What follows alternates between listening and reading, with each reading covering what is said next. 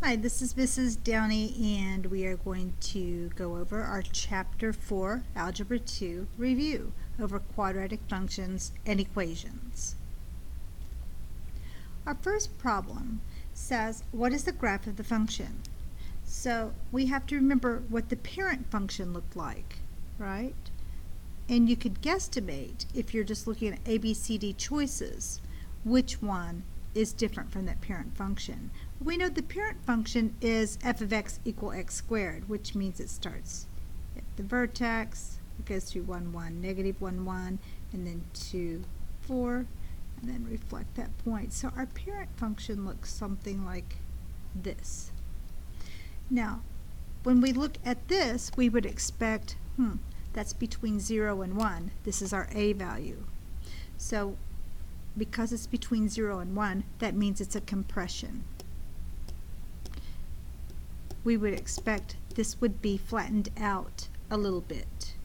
So let's, if you didn't clearly see it, it would be something like this. If you don't clearly see that, then calculate your values. So do a t-chart over x and f of x, or x and y. I've got, so let's change that to f of x.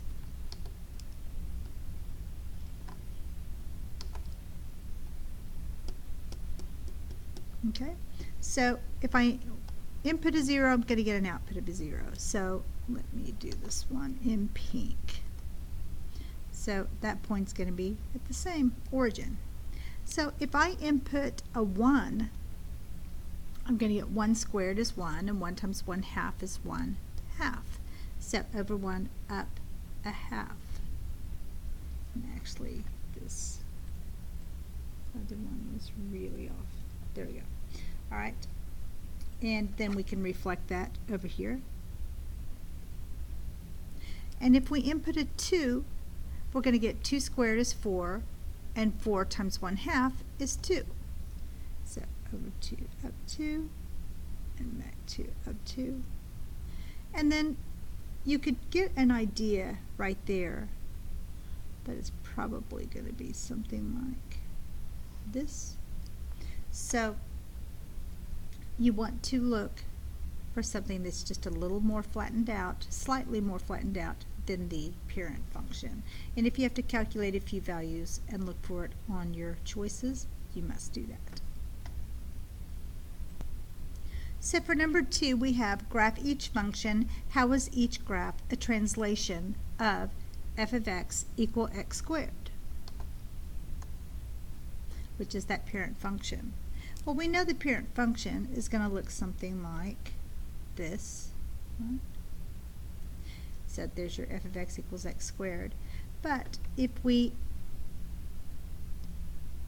take this, there we go, and you look what we have the parent function minus 2. Well, that's the value that tells us to move down 2 units. So we're going to take that parent function and move it down 2 units. 1, 2. So, and we're moving by the vertex. So it's going to go right there. So you can say, how is it a translation? It is shifted down 2 units. Our next problem, 3, gives us y equals x plus 4 squared minus 3. So we know this is our h and this is our k.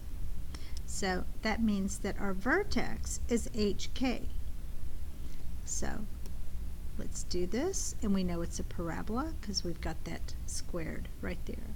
So we're going to take that parent function, because there's no a value. Our a value is, actually it is, it's 1, but there's no stretch or compression, so we know it's going to do this, there and there, there and there, there and there. So it's going to look something like this. There we go.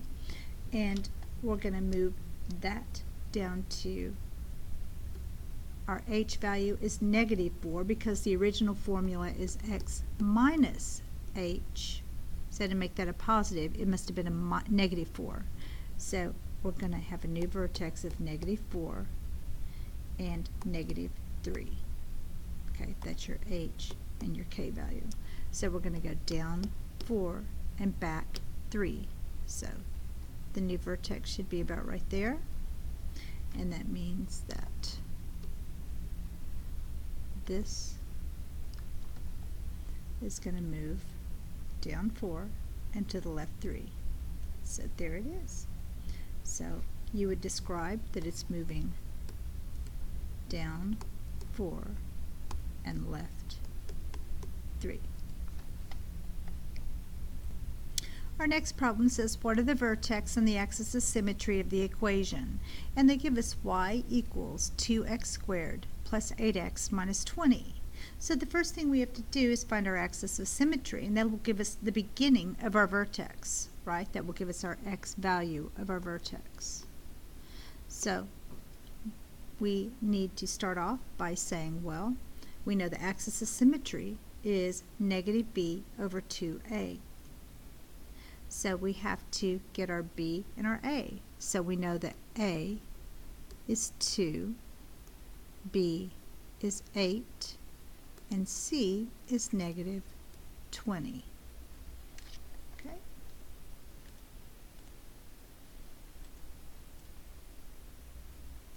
All right, so now let's plug that into this formula. So it's equal to negative b, which is 8, over 2 times a, which is 2.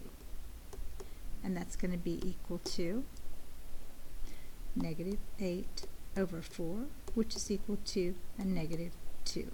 So we've got the first part of our vertex. Now how do we get, and that's actually our axis of symmetry. So that means we're going to have an axis of symmetry at negative 2.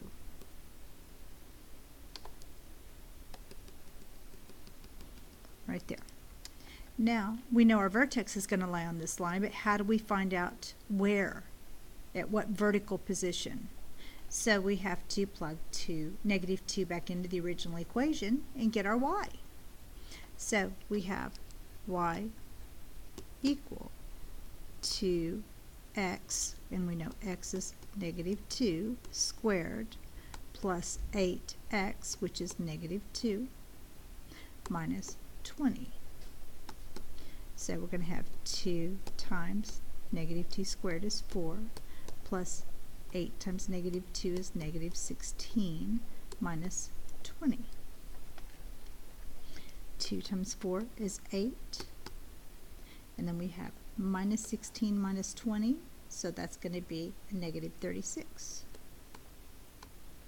And then we're going to get 8 minus 36, and that's going to be a 26, negative 26.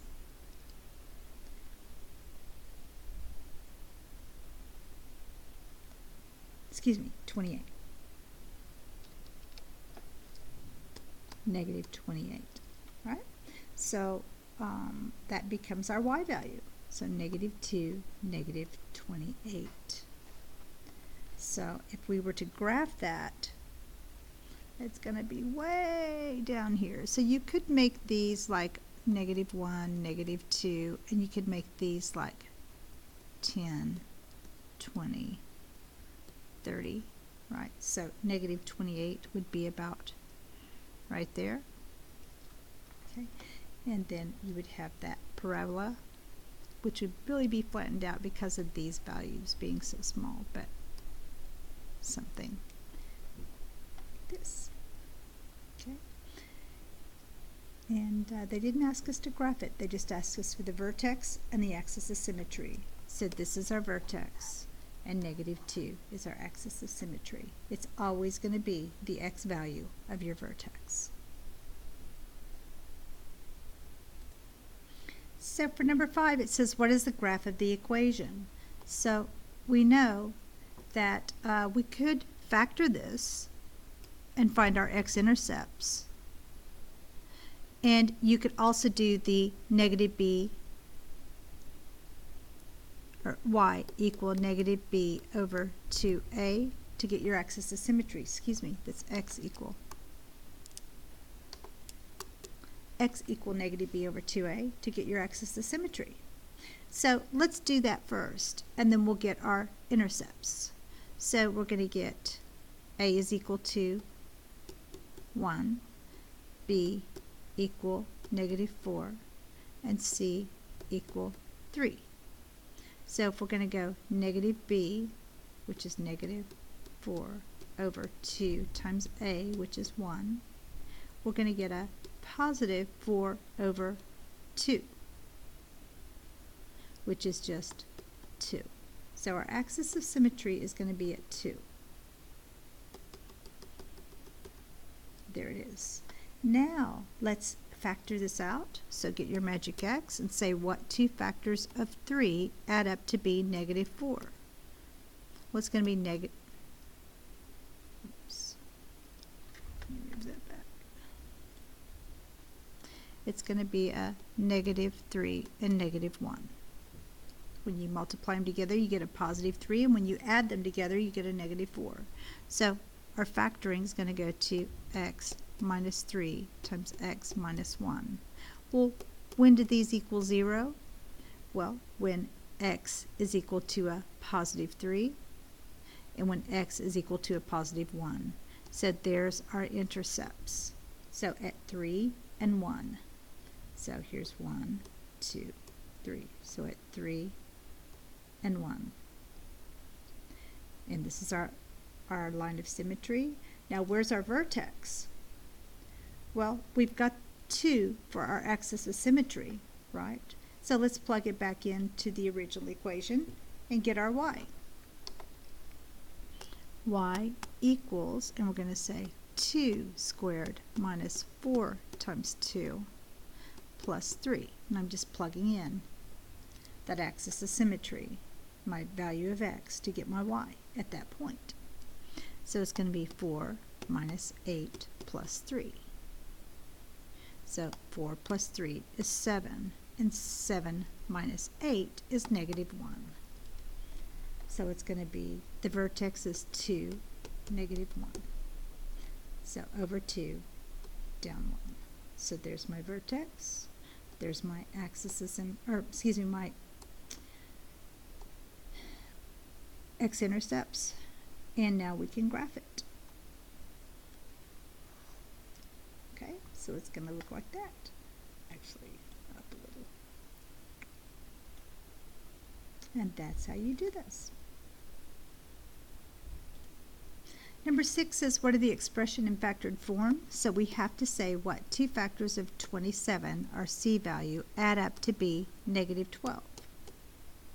Okay, and when you do that, you're going to say, let's see, we've got 27 times 1, we've got 9 times 3. Well, there you go. How about negative 9 times negative 3? When you multiply them, you get a positive 27, but when you add them, you get a negative 12. So there's our factored form. X minus 9 times x minus 3. Or the binomials could be switched, but that's your answer. Our next problem says, what is the expression in factored form? Well, we have 10x squared and 15x. So we have to get these in prime factorization and see what they share. So 10x is just 2 times 5 times x. And 15 is 3 times 5 times x.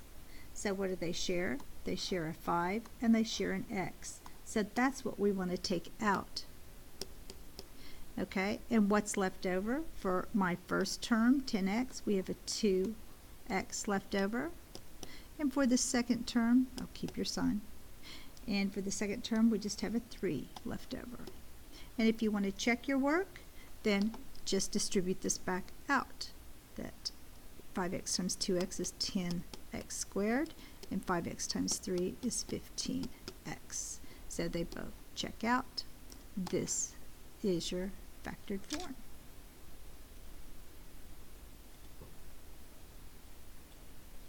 Okay, for number 8, we're going to factor this one, but first we see that every term here shares a 5. So let's factor out a 5 out of all these. Okay, so that goes to x squared plus 11x plus 30. Okay, so we took the 5 out of all those. Now we can look at this trinomial and use our magic x. What 2 factors of 30 add up to be 11? And that's going to be 5 and 6. So now we can take these terms and rewrite the trinomial. It's 5 times, and now x plus 5 times x plus 6. And that's our answer.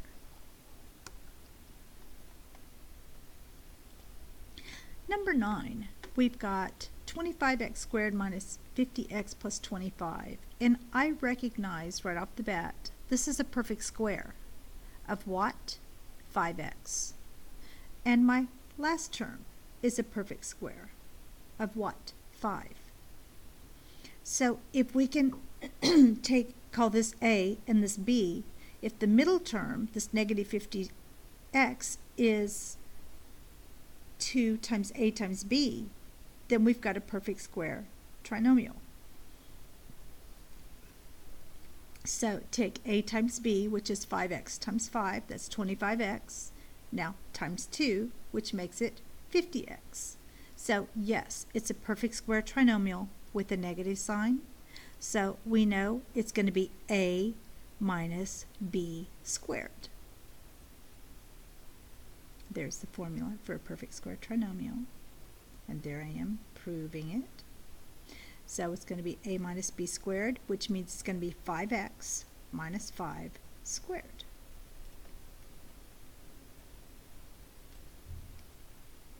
So 10, if you look at x squared minus 4, x squared is a perfect square of x, and 4 is a perfect square of 2. So what we have is a difference of 2 squares. That's your a squared minus b squared. And the formula says a squared minus b squared can be factored into a plus b times a minus b. So that means that x is our a and b is our 2. So now it's going to be x plus 2 times x minus 2. And that's your answer. Number 11 says, what are the solutions of the quadratic equation? And we have x squared plus 11x minus 24. Well, we have to get this in standard form first. We've got to get the 24 over there. So let's do that. So we're going to add 24 to each side. And when you do, you get x squared plus 11x plus 24 equal 0. Okay, so now we can look at this trinomial and see if we can factor it. So what 2 factors of 24 add up to be 11? Well, that would be 8 and 3, because 8 times 3 equals 24, and 8 plus 3 equal 11. So we can rewrite this as x plus 8 times x plus 3 equal 0. And they're asking, what are the solutions? So what makes this true? Well, when x equals negative 8 and when x equal negative 3. So negative 8, negative 3.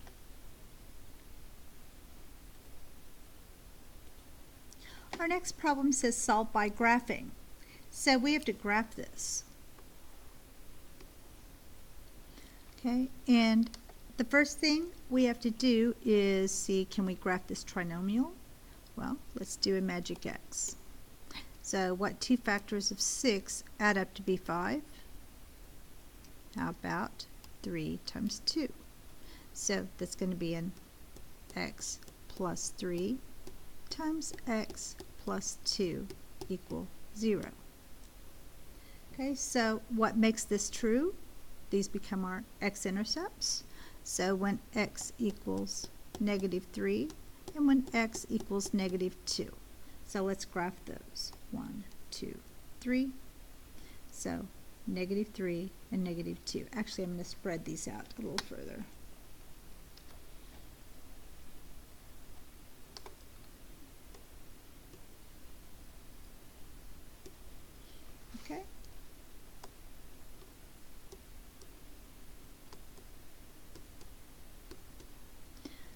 So we've got -3, -2. So let's plot those. These are our x-intercepts. Now we have to get our line of symmetry and then plug that x value back in to the original equation to get our vertex, the y value of our vertex. So let's start. I'm going to clear this off. So we're going to say that x is equal to -b over 2a. Right? So that's going to be this is my a is 1, b is 5, and my c is 6. So it's going to be equal to -5 over 2a, which is 1. So it's -5/2. Okay. We can simplify -5/2 to -2.5. So now let's take -2.5 and plug it back into the original equation. So we're going to have x squared, so -2.5 squared plus 5 times 2.5, -2.5, plus 6. Okay, oh, and let me draw my line of symmetry. It's at -2.5, so about right here. There's my crooked line of symmetry. Alright, so when we do these and we solve it, we get that y is equal to -0.25. Okay, so just -1/4. So we've got our axis now, our axis of symmetry, excuse me, and we've got our vertex. Our vertex is -2.5 and -0.25. So 2.5 and quarter, negative. So we're going to go down, we'll call this 1, -1. So down about 1/4 would be about 1/4 of the way down, about right there. So to graph this now and to solve it, we're now doing, there you go. And that's what it looks like. Number 13 says, what is the solution of each equation? And we have 3x squared equals 18. Well, we're just going to solve for x to solve this. So we're going to divide each side by 3 to clear that 3. And we get x squared equals 6. Now we have to take the square root of each side to clear this square. And when we do, we get x equals positive negative radical 6. Okay, so that means that we have x equal positive radical 6 and x equal negative radical 6. And that's our answer. Our next problem says solve the equation. And they give us x squared plus 20x plus 100 equal 100. Well, I notice on this trinomial right here, it looks like a perfect square trinomial because I have x squared, so that means that my a would equal x, and 100 is a square of 10. So my b would equal 10. Now 2ab, so a times b is x times 10, that's 10x, times 2 is going to be 20x, and that matches our middle term. So we have this in the formula of a perfect square trinomial, a squared plus 2ab plus b squared.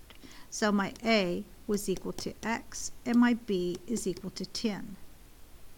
So I can rewrite this as a plus b squared, or x plus 10 squared. So let's do that.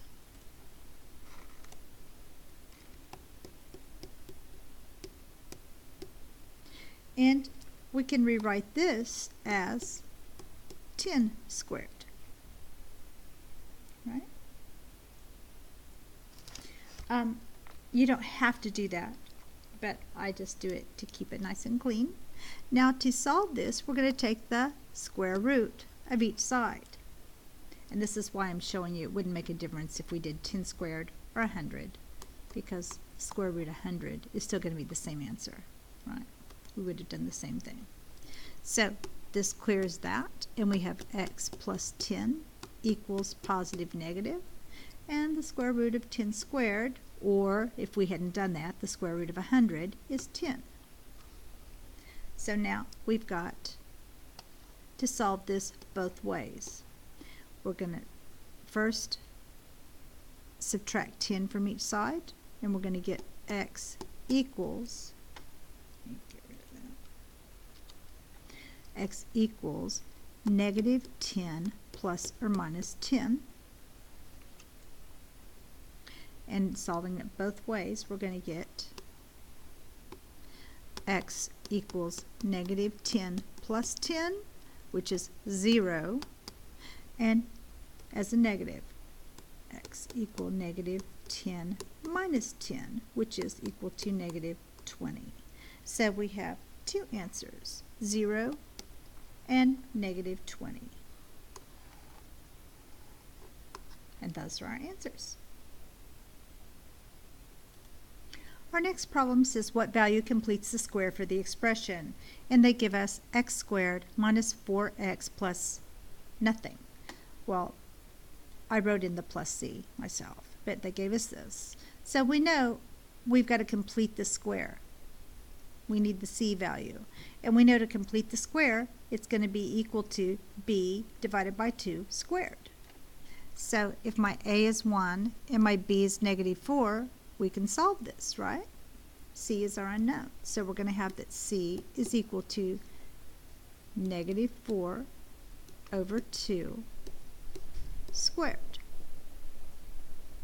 which is equal to negative 2 squared, which is equal to a positive 4. So our c value equals 4. So what value completes the square for the expression? 4. And it would look like x squared minus 4x plus 4. Our next problem, number 16, says solve the quadratic equation by completing the square. And they give us x squared plus 2x minus 6 equals 0. Well, to complete the square, we're going to have to get rid of this c term. So we have to add 6 to each side. When we do, we get x squared plus 2x plus 0 equal 6. Now we have to complete the square. So what is it? It's going to be this value divided by 2 squared. Well, 2 divided by 2 is 1, and 1 squared is just 1. So we're going to add 1 here, and if we do that there, we must do it on this side as well. Let me erase that. All right. Now, that's going to go to 7. And we can rewrite this as a perfect square. So it's going to be x plus 1 squared equal 7. Now to solve this, we're going to take the square root of each side. So this gives us x plus 1 equal positive negative radical 7.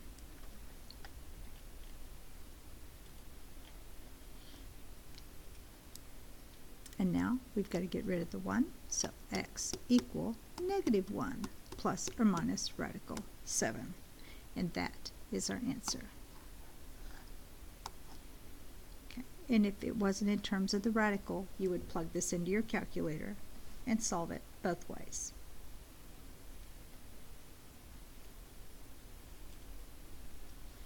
Number 17 says use the quadratic formula to solve the equation, and they give us 2x squared plus 3x minus 5 equals 0. Well, we know that the quadratic formula goes to the Pop Goes the Weasel song, x equals negative b plus or minus the square root of b squared minus 4ac all over 2a. Okay, and there it is. So we would say that our a is equal to 2, b is equal to 3, and c is equal to negative 5. I've noted those over here to the left. Now we're just going to plug the a, b, and c into these, and when we do, this is what we get. negative 3 plus or minus the square root of 3 squared plus 4 times 2 times negative 5. Actually, that's minus 4 times 2 times negative 5. Okay. And then when you multiply those back together, that goes to a positive number. So we have 9 plus 8 times 5, which is 40. So square root of 49 over 2 times 2, which is 4. So we have negative 3 plus or minus square root of 49 over 4. Square root of 49 is just 7. So we have negative 3 plus or minus 7 over 4. So we have to solve it both ways. And when you do, you get 1 and negative 5/2.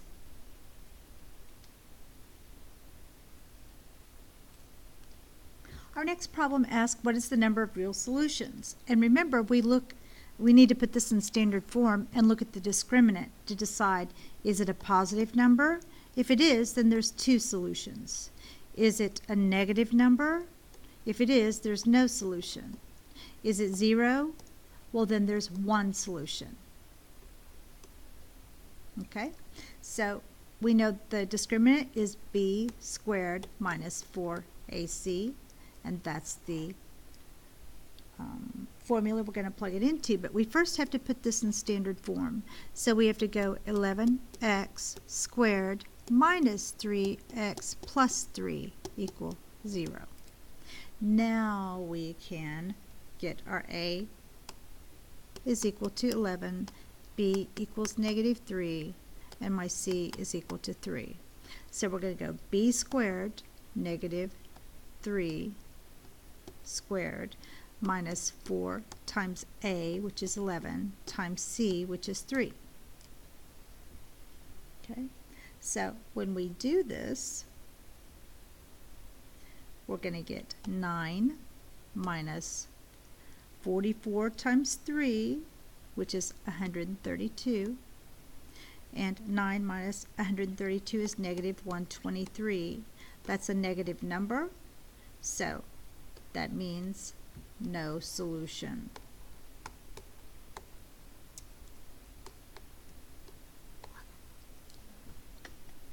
So there are no real solutions to this problem. Number 19 says simplify the number using the imaginary unit I.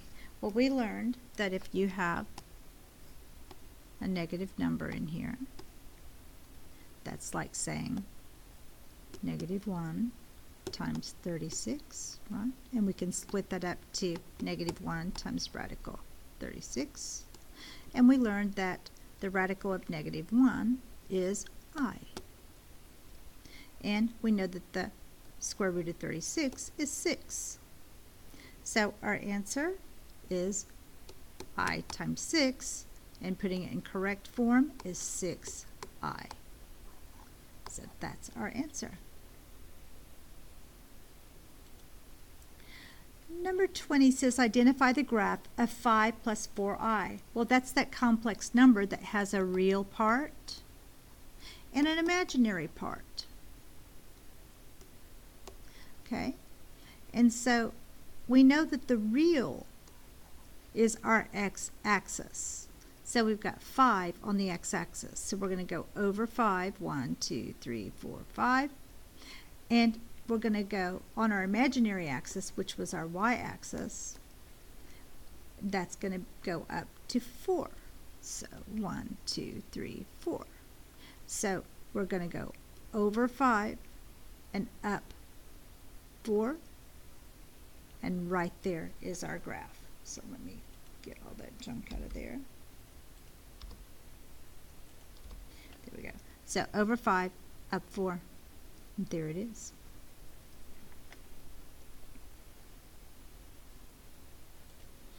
Okay, 21 says, what is the absolute value of each number? Well, this is a complex number, so to get the absolute value of 2 minus 4i, it's going to be equal to the square root of a squared plus b squared. Well, this is my a and this is my b.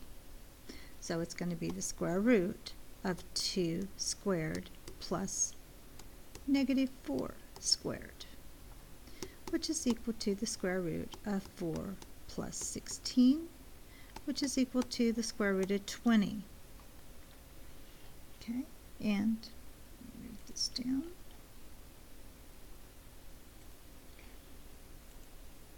So the square root of 20, we can say that's equal to what?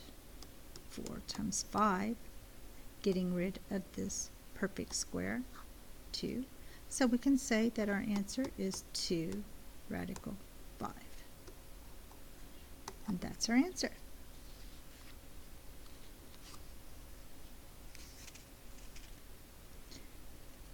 (22) says simplify the expression. So we're going to get we've got two complex numbers here. We've got a real part and we have an imaginary part. So let's get the real numbers together first. 2, here, let me clean that up. 2 plus 1.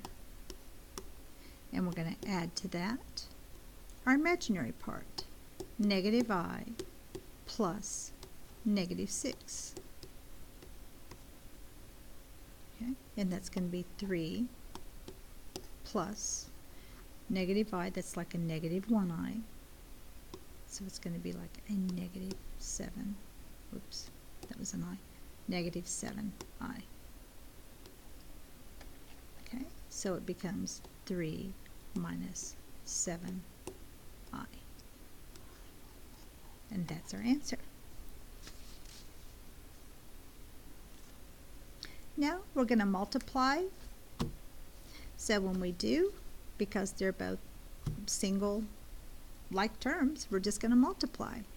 The number part, negative 6 times 8 is negative 48, and I times I is I squared. Well, we know that I squared, when we see that, we turn it into negative 1. And negative 48 times negative 1 is a positive 48.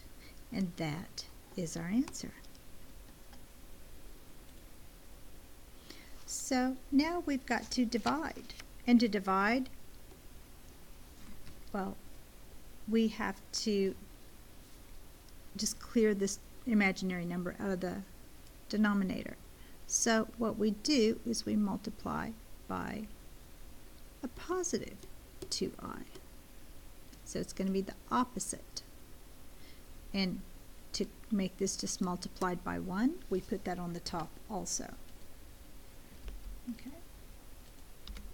So now we're just going to distribute 2i across negative 4 minus I, and we're going to distribute 2i across negative 2i, one term.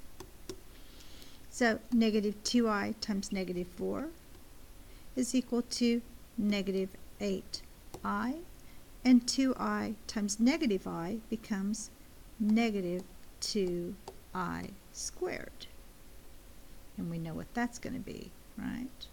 That's going to go to negative 1. So on the bottom we've got 2 times negative 2, which is negative 4, and I times I is I squared. Again, that's going to go to negative 1. Now let's clear those up. So we're going to have negative 8i, and then we've got a negative 1 times a negative 2, that's going to be a positive 2, over negative 4 times negative 1 is a positive 4. So now let's turn this back around in its proper form for a complex number. So this is 2 minus 8i over 4. And now we could keep it like this, or the answer might have this simplified. The answer could be this in your choices, but also, look, everything's multiple of 2. So that could go to 1, that could go to 4, and this could go to 2. So your answer could also be 1 minus 4i over 2. Okay, both of those are correct. Oh, let me show you too. They could have written it like this. Sorry. It could have been written also like this. 2 over 4 minus 8i, or 8 over 4i, which becomes 1/2 minus 2i. So there's another way it could have been written. And then for this one, it could have been 1 over 2 minus, same thing, 4 over 2i, which becomes 2i. So see, those are the same. All right, so it could look like all 3 of these. So it could be this one, or this one. So look at your answers carefully and decide, do I need to? I would look at it first before I simplify and see if that's an answer choice, and if it's not, then simplify and see if your answer choice is there then. Our last problem, 25, says what are the solutions? And they give us 16x squared plus 4 equals 0. So I'm just going to solve for x. So we could just subtract 4 from each side,